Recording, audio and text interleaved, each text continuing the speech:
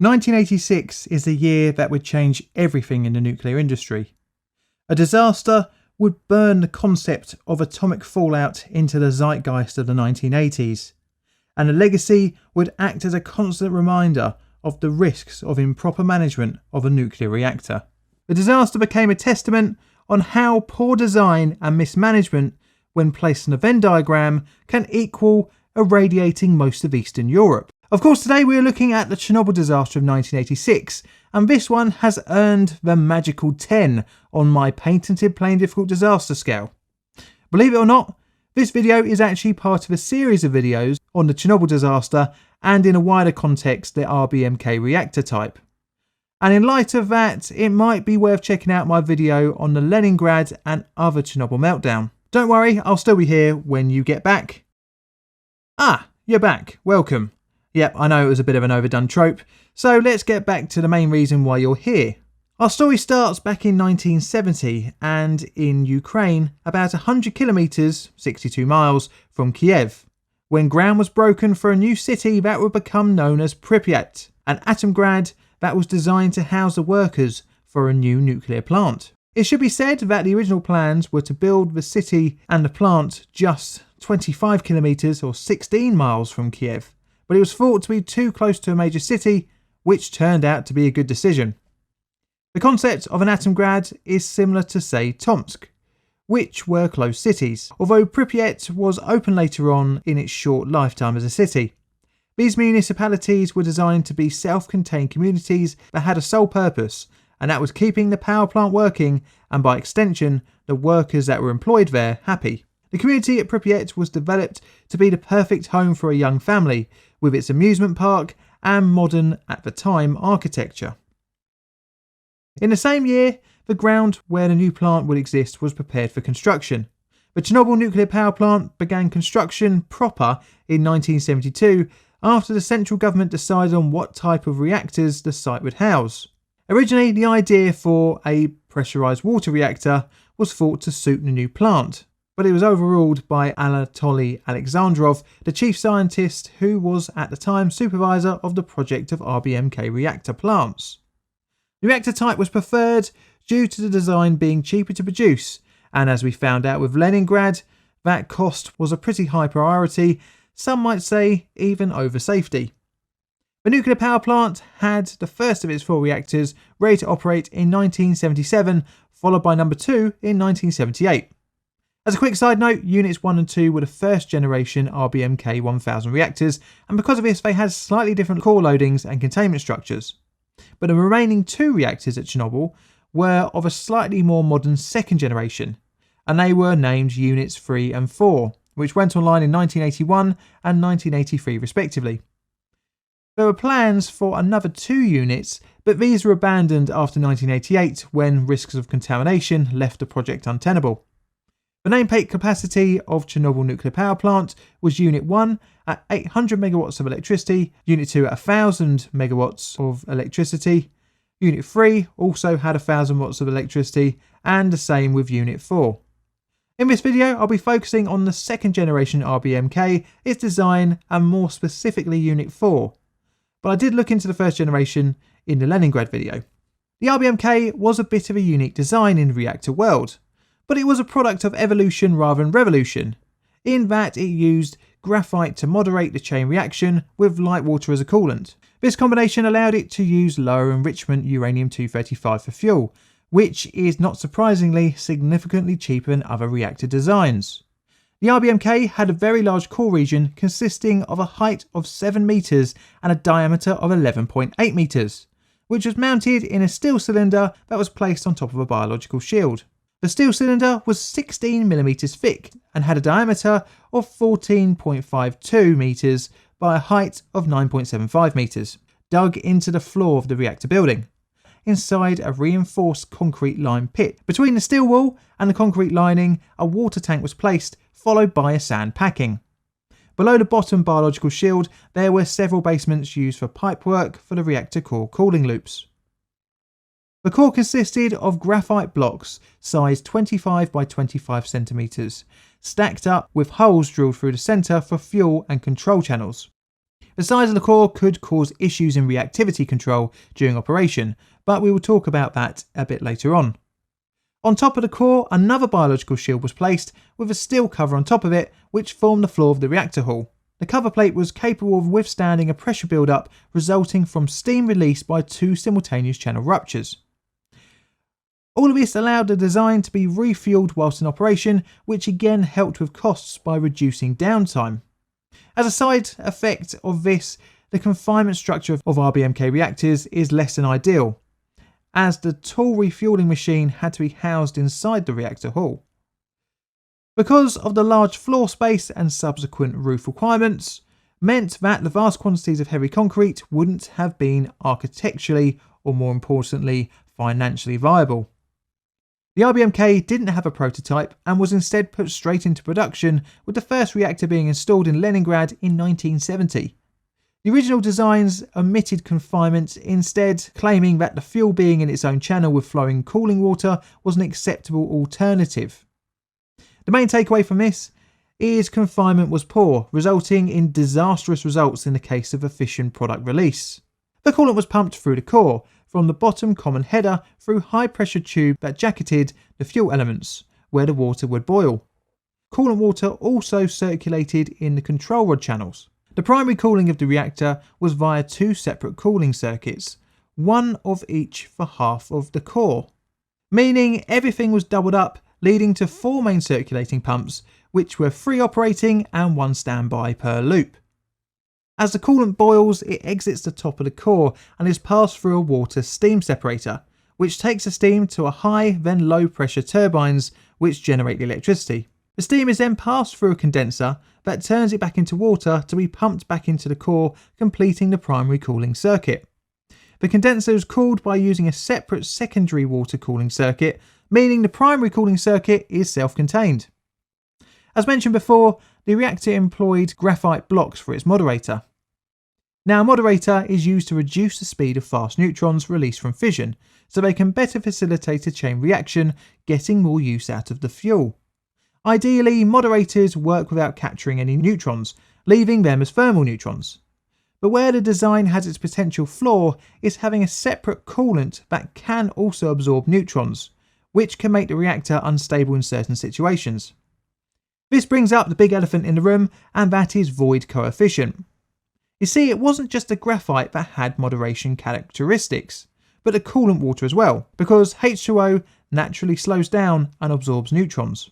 This brings a problem for the reactor, as with the increase in temperature from fission, the coolant boils off into steam, known as voids, i.e. a bubble that does not absorb neutrons.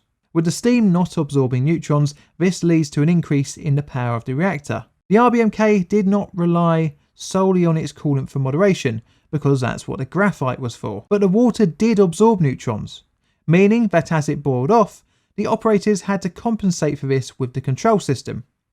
If not properly managed, an incident of a runaway can happen as the coolant heats up, increasing reactivity, heating up the coolant more, creating more steam, leading to greater reactivity, and this is called a feedback loop.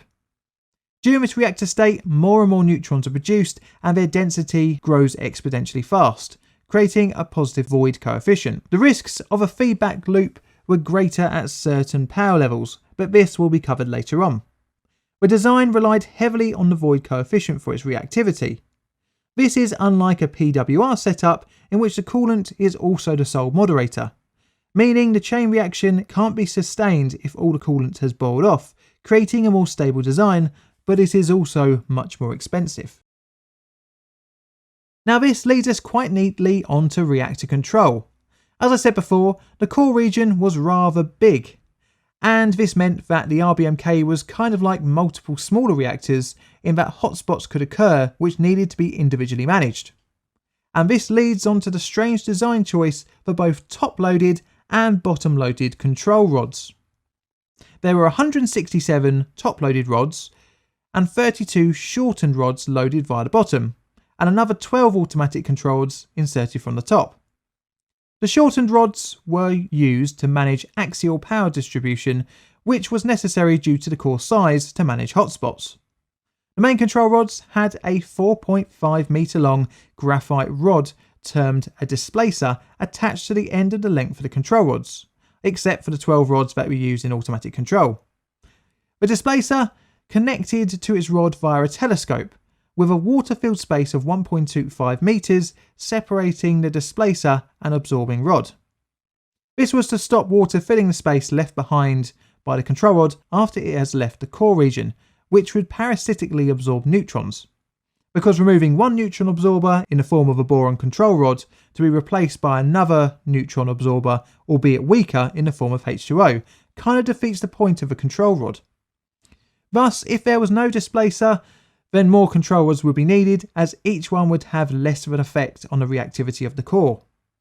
The dimensions of the rod and displacer were that, when the control rod was fully extracted, the displacer sat centrally within the fueled region of the core, with 1.25 metres of water at either end. But this setup in certain situations could cause a positive scram effect. On receipt of a scram signal causing a fully withdrawn rod to fall, water was displaced from the lower part of the channel as the rod moved downwards. This caused a localised insertion of positive reactivity in the lower part of the core. This was because the RBMK had a high moderated to fuel ratio, meaning the lower part of the core would experience a spike in reactivity as the graphite displacer entered it, as it replaced the neutron absorbing water with a neutron moderating graphite. But this situation was only dangerous at certain power levels of the reactor, which was meant to be mitigated by the knowledge and training of the operators, and also importantly by their management. Part of this mitigation was by having an operating reactivity margin.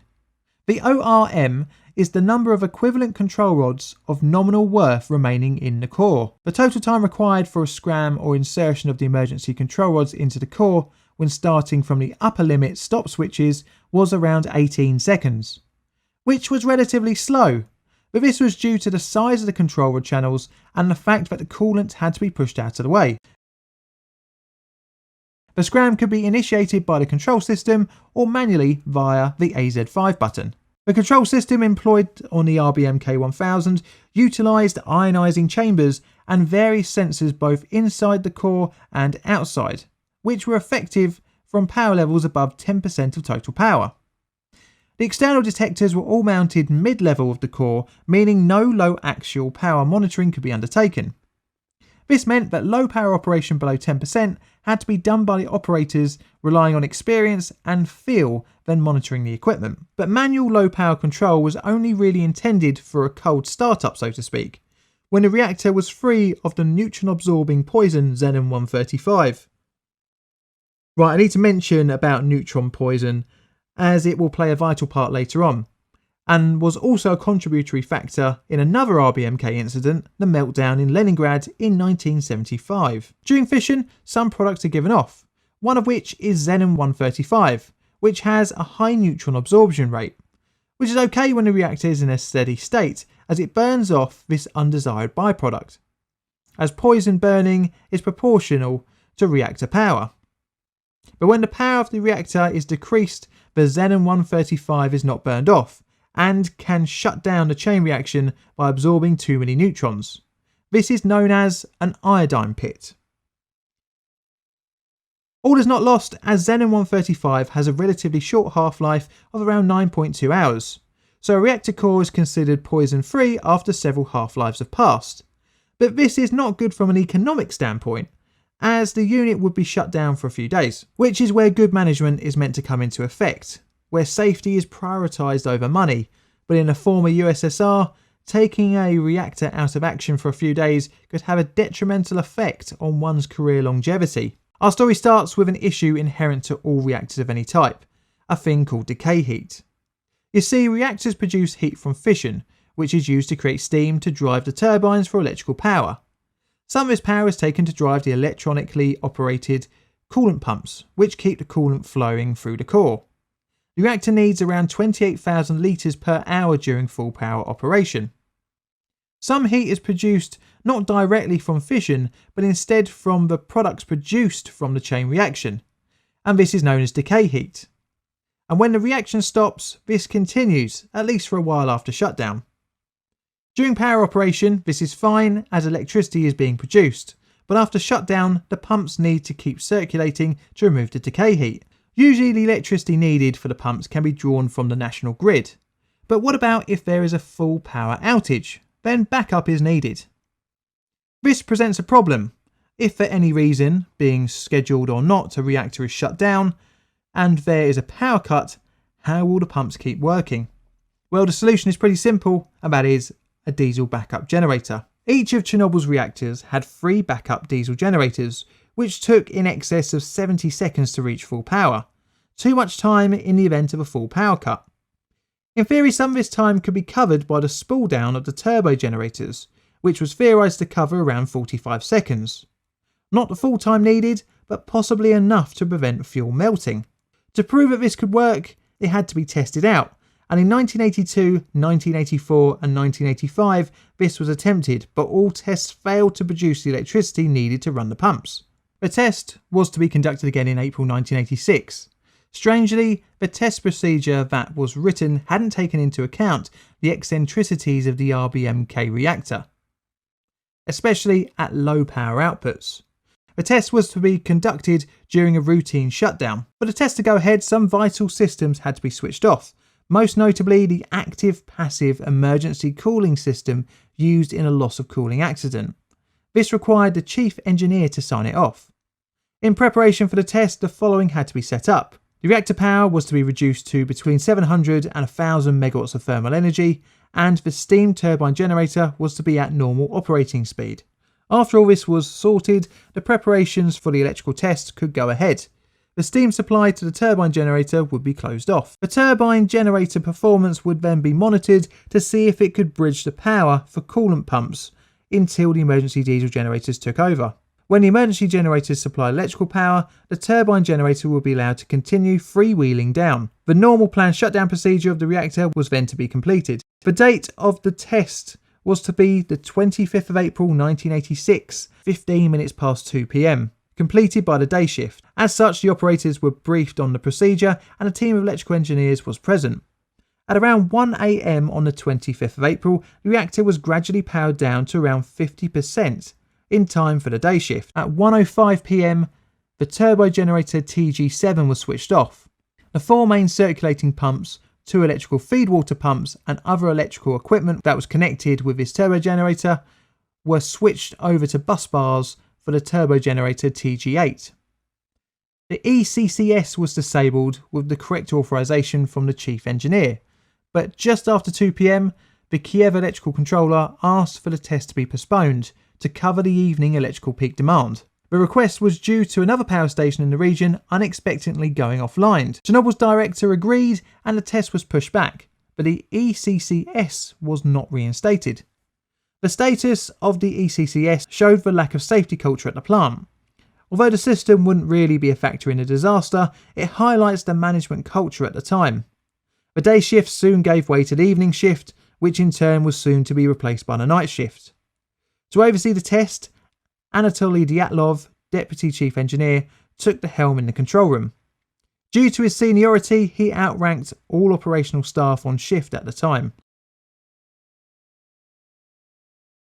Alexander Akimov was the chief of the night shift, and Leonid Toptunov was the operator responsible for the reactor's operational regimen and the movement of the control rods.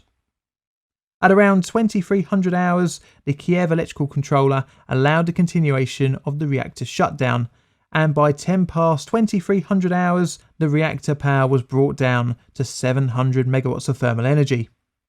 The night shift operators had to prepare for the test in a short period of time. In theory, after the test was completed, the team would have a straightforward night, just monitoring the decay heat until the next crew changeover. As the power dropped off, the high amounts of iodine-135 decayed into the poison xenon-135, as it was not being burned off quick enough. This reduced the power of the reactor without any operator intervention to 500 megawatts of thermal energy, at which point manual intervention was started in order to maintain the level. At 28 minutes past 12 on the 26th of April, the reactor power had dropped to just 30 megawatts of thermal energy, with a near shutdown-like state. It is not 100% known why, but both equipment failure and operator error have been attributed to the reactor state. As set out in the operating instructions, the reactor should have been powered down to wait for the xenon 135 to decay, but shutting down the reactor without doing the test wouldn't have made many friends in management. To increase the power, the control rods began to be removed to try and overcome the poisoning of the core, reduced coolant void and graphite cooldown. In the attempts to raise the power, the operational reactivity margin was violated by removing more of the absorbing control rods, and by 1 AM, around 200 megawatts of thermal energy was reached. The reactor was now in a dangerous state. Not wanting to leave empty-handed, Dyatlov insisted that the test be conducted at the current power level. In reality, the core was heavily poisoned and was in a dangerous state with very few absorbing rods for emergency control. During the preparations of the test, the operators powered up the 2 backup coolant pumps, leading to all 8 working.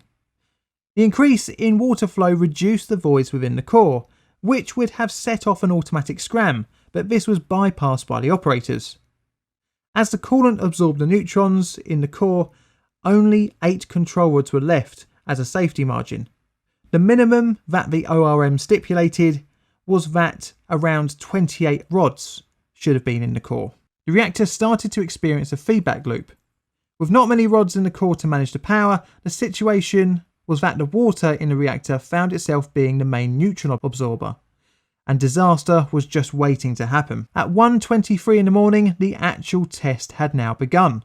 The command given to stop the valves for turbine number 8 closed and the rundown operation started. As the turbine spooled down, the power to the feed water pump slowed, increasing the temperature of the coolant, creating more voids. With less water absorbing neutrons, the power of the reactor began to rise. A feedback loop was beginning to start in the lower part of the reactor core. The operators pressed the AZ5 button in response to the worrying increase in power, and the control rods started their travel into the reactor core. As the control rod attached graphite displacers moved down to the lower part of the core in their control channels, the neutron absorbing water was pushed out of the way, creating a momentary spike in power, replacing it with neutron moderating graphite. During the spike, some of the fuel rods ruptured, blocking the control rod columns, stopping the control rods at 1/3 insertion. This left the graphite water displacers stuck in the lower part of the core, increasing the runaway power excursion. Within 3 seconds, the reactor power rose to 530 megawatts of thermal energy. In the control room, a few shocks were felt, and the control rod indicators showed that the insertion had stopped. As the channel pipes began to rupture, mass steam generation occurred as a result of depressurization of the reactor cooling circuit.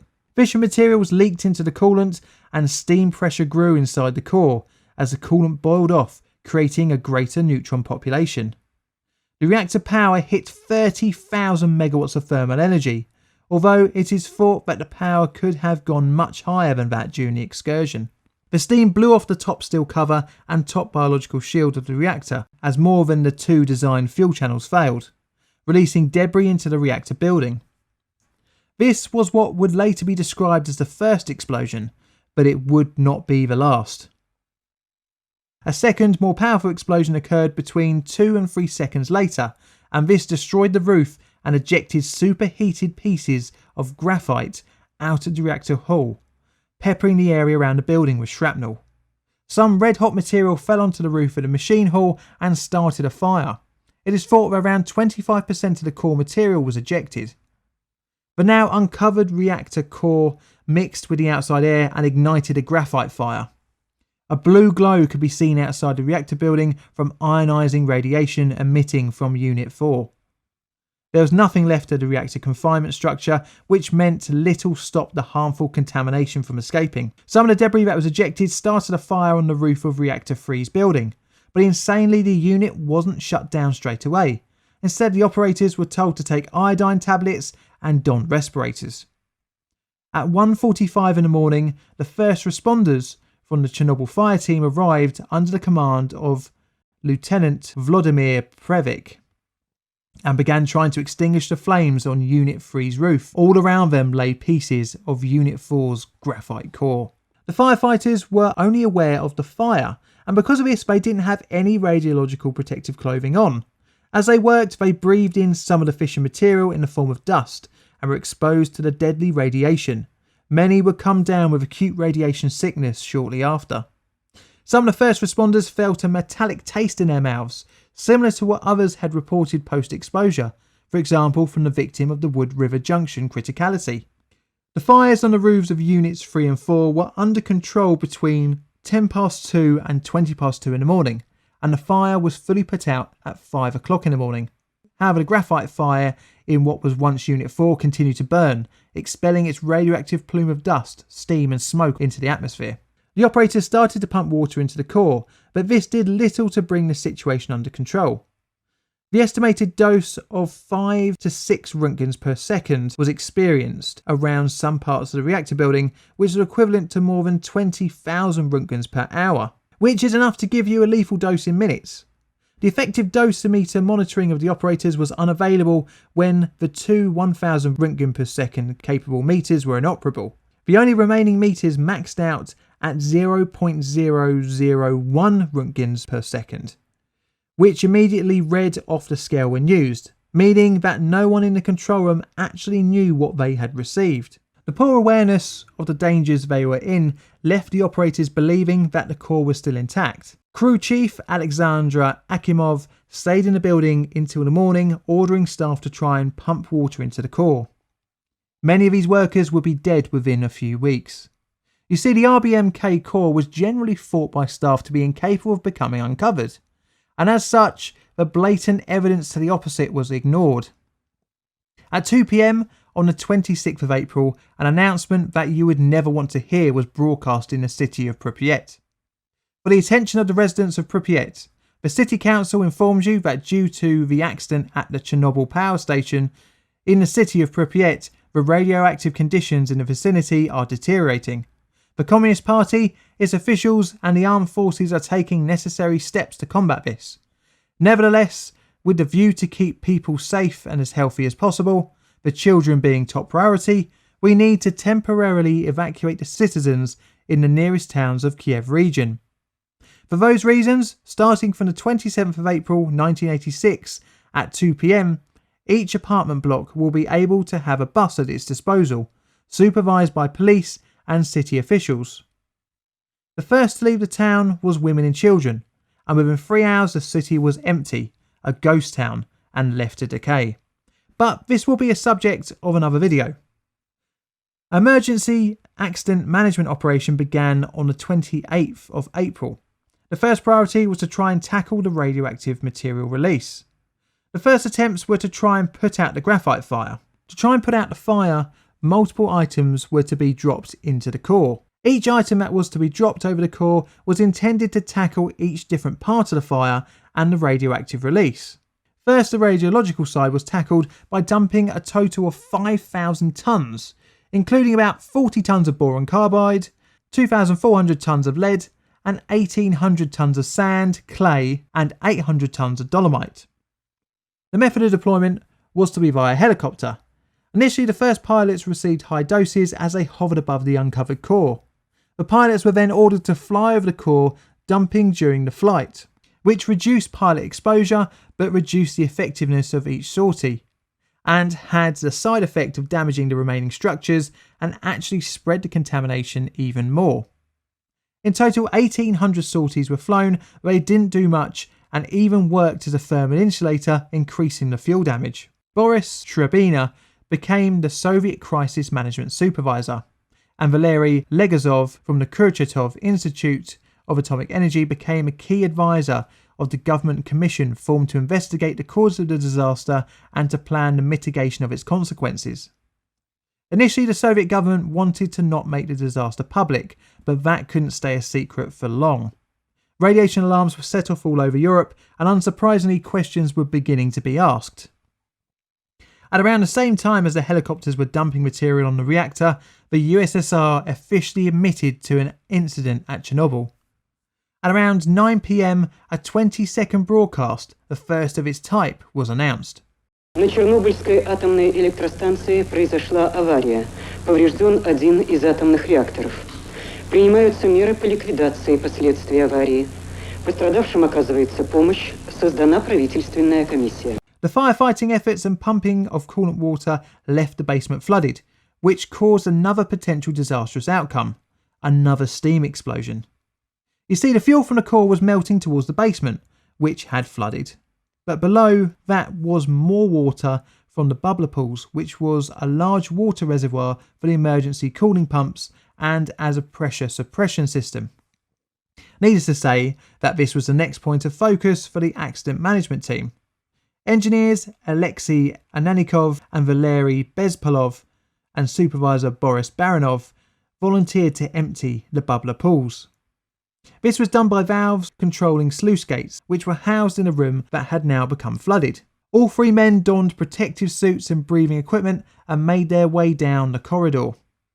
The men were successful and the bubbler pools began to empty. Surprisingly, all three survived, not only the day but continued to live long after the disaster, averting the immediate steam explosion. But that wasn't the end to the worry of a deadly explosion.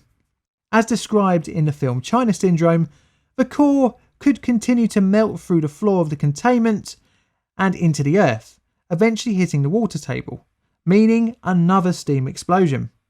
The next focus of the accident management team was stopping the molten core from escaping the bottom of the reactor basement. A design that was thought up by physicist Leonid Bolshov that involved digging out a cavity below the reactor building basement. The concept used coiled formation of pipes cooled with water and covered on top with a thermally conductive graphite layer. The graphite cooling plate was to be encapsulated between two sacrificial concrete layers, each one a metre thick. In theory, as the molten uranium oxide hit the graphite, it was to rapidly cool down, catching the core meltdown. Thankfully, the theory didn't have to be put into practice, as the core had finally come to rest in one of the lower basements of the reactor building, part of which formed the famous Elephant's Foot, which was discovered in December 1986, which had a reactivity of 8,000 Röntgens, or 80 grays per hour. For reference, a whole body dose of around 5 grays can be lethal. The molten material is known as corium and is a mixture of the material found inside the core, and is mainly made up of silicon dioxide with traces of uranium, graphite, zirconium and titanium. The excavated cavity and cooling system, now unneeded, was filled with concrete to help the structural integrity of the heavily damaged reactor building. A plan was conceived to contain the contamination release of Unit 4 in the form of a concrete lid, which would come to be known as the sarcophagus. Construction began in May 1986, 24 days after the disaster, to encapsulate some 200 tonnes of radioactive corium, 30 tonnes of highly contaminated dust, and 16 tonnes of uranium and plutonium. The construction would last for 206 days, between June to late November of the same year. But before the core could be enclosed under the sarcophagus, the next phase of remediation was to remove all the core material that scattered the area, and one of the most dangerous places was the roofs of the buildings surrounding Unit 4. Initially, robots were thought to be able to undertake the clearing works, but due to radiation interference, only around 10% of the debris could be recovered. This necessitated the use of good old-fashioned people. The most basic of equipment was needed for the task, which included protective clothing and a shovel. A total of 5,000 people, known as liquidators, were called upon to undertake the cleanup on the roof, each only being allowed between 45 to 90 seconds of total working time to reduce the risk of exposure. The calculated risk was 25 rem, or 250 millisieverts, of radiation per person. There were many more liquidators also used for other clearing up works in the wider area. And finally, after this, the sarcophagus could be closed over the turbine hall and reactor building. The construction was undertaken over 8 stages, all whilst Unit 4 released contamination, and next to Unit 3, which still needed to be operable. Concrete containment walls were built around Unit 4 and a dividing wall was erected between it and Unit 3. The sarcophagus was placed on top of a concrete containment walls. More than 400,000 cubic metres of concrete and 7,300 tonnes of metal were used during the construction of the sarcophagus. The building encapsulated an estimated 740,000 cubic metres of heavily contaminated debris together with contaminated soil. Holes were installed in the structure to allow pressure release, albeit through a filtration system. The shelf life of the structure was only thought to be around 20 to 30 years, necessitating a new containment structure, but this will probably be covered in the next video in this series. So, with an official death toll of 31, a nuclear power plant essentially unusable, and many decades ahead of remediation works, how was Unit 4 allowed to be operated in such a dangerous state? Unsurprisingly, it comes down to management. The warning signs of the potential for fuel damage in an RBMK-1000 reactor reared their heads several times through reactor type's history. A partial fuel melting in Leningrad over 10 years before in 1975 had been covered up, and information was not passed on to other RBMK operational staff at different power plants. Again, the fuel melting incident that happened in 1982 at Chernobyl Unit 1, no less, was also covered up, this time by Viktor Brukhanov, meaning lessons again were not passed on. The risks of a positive effect of scram causing a power spike were known in December 1983 at Ignalina Unit 1. Unlike other incidents involving RBMKs, the information from the event was passed on to other plants, but were thought to have not been important enough to act on, as the control rods didn't get stuck and did continue to stop the reaction. The IAEA was involved in the investigation into the disaster using the International Nuclear Safety Advisory Group, which had been created by the IAEA in 1985. All of the reports have never been able to categorically say for 100% what the cause of the core uncovering was, and there is much speculation to whether the power excursion happened pre or post scram. But operating the reactor in the state it was in meant that something was going to fail. Regardless of the inherent flawed designs of the RBMK, it was operated way out of the agreed parameters even set by the lax Soviet nuclear industry. It can be attributed to the culture of working where failure was not accepted and vital operating incidents were not learned from. As well as this, the design flaws were outright covered up and held back from the operators. In 1987, a criminal trial was brought against 5 plant employees between the 7th and 30th of July in a temporary courtroom set up in the House of Culture in the city of Chernobyl, Ukraine. They were Deputy Chief Engineer Anatoly Dyatlov, Chernobyl Plant Director Viktor Brukhanov, the former Chief Engineer Nikolai M. Fomin, the Shift Director of Reactor 4 Boris Rogozin, and Chief of Reactor 4 Alexander Kovalenko. 3 other men, Alexander Akimov, Leonid Topchinov and Valery Perevizhenko, would have been tried as well, but the cases were dropped after their deaths due to radiation exposure. They were all found guilty of varying charges from criminal mismanagement of potentially explosive enterprises to negligence, receiving between 10 and 2 years amongst them. Dyatlov, who was in charge during the test, was given 10 years, would only serve a fraction of this, being released due to bad health. He would die in 1995 from complications from his exposure. Brukhanov, who had helped cover up the partial meltdown at Unit No. 1 in 1982, was also given 10 years, but still lives to this day, and also served a shorter term in his sentence. Even though I suppose the perpetrators were punished, the culture of the USSR nuclear industry meant that rules were regularly and blatantly broken and overlooked, especially when it came to important things like the ORM, which ultimately put the reactor in such a deadly state. This was all highlighted in the 1992 INSAG 7 report, which also said in its summary, the plant fell well short of the safety standards in effect when it was designed, and even incorporated unsafe features, compounded by inadequate and effective exchange of information between both operators and between operators and designers. There was an inadequate understanding by operators of the safety aspects of their plant, also affected by insufficient respect on the part of the operators for the formal requirements of operational and test procedures. The industry in the USSR had an insufficiently effective regulatory regime in place to counter pressures for production. The pressures from central government and lack of awareness of the design risks of the reactor meant that management acted dangerously in the false pretense that the RBMK was indestructible. Pretty much the entire management structure was throwing around a grenade that they didn't know had the pin pulled out of, meaning disaster was only a matter of time. Now I'll be following up this video with another video at some point about the wider impact of the disaster on local and wider population, as well as digging deeper into the liquidators and their heroic